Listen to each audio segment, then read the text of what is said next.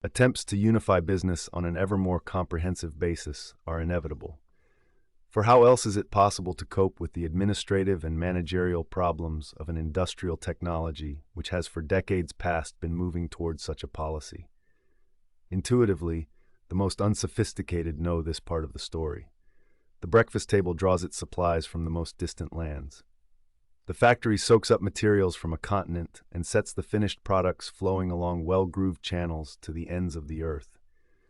Finely meshed networks of transportation, communication, and energy bind the whole more closely and rigorously together with each passing day.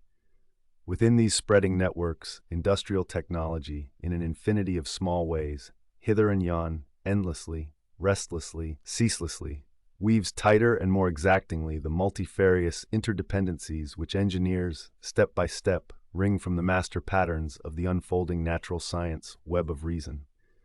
Integration, coordination, planning, these are the very root and marrow, the essence and the spirit of the industrial system as it is being developed in our times. In these respects, changes are unidirectional, additive, cumulative. From them there is no turning back. And, as the bitterly fought issues of the Second World War, a total war which pits entire economic systems against each other, have made abundantly plain, the end is not yet. Moving with this trend, however consciously or intuitively, businessmen all over the world are engaged in weaving parallel webs of control. As the separate strands are extended, a point is reached at which, willy-nilly, a choice of direction is forced upon the businessman. One way leads to the shaking off of all popular restraints on such cumulative powers, and to shaping the contours and determining the content of economic policies pregnant with far-reaching political, social, and cultural implications. This is the totalitarian road. Organized business in Germany, Italy, Japan, and France has chosen to move in this direction and has already found that the choice once made is both irrevocable and fraught with dangerous consequences.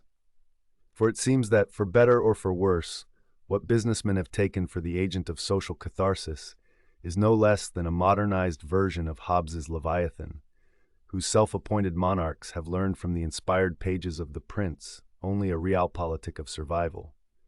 A realpolitik which may as readily demolish as resurrect any given structure of pre-existing special interest controls, including, through the precarious fortunes of subsequent wars, revolutions, or internal paralysis, those of the business interests which fathered, with money, ideas, and leaders, the original coup d'etat.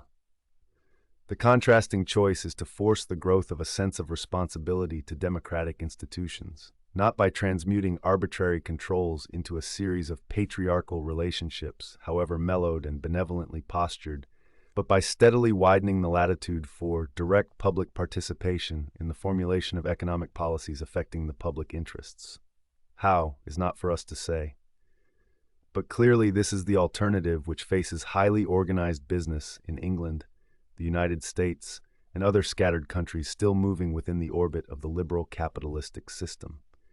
Here, just as in the totalitarian countries before the fateful decisions were made, business must choose. If it hesitates, choice will be thrust upon it.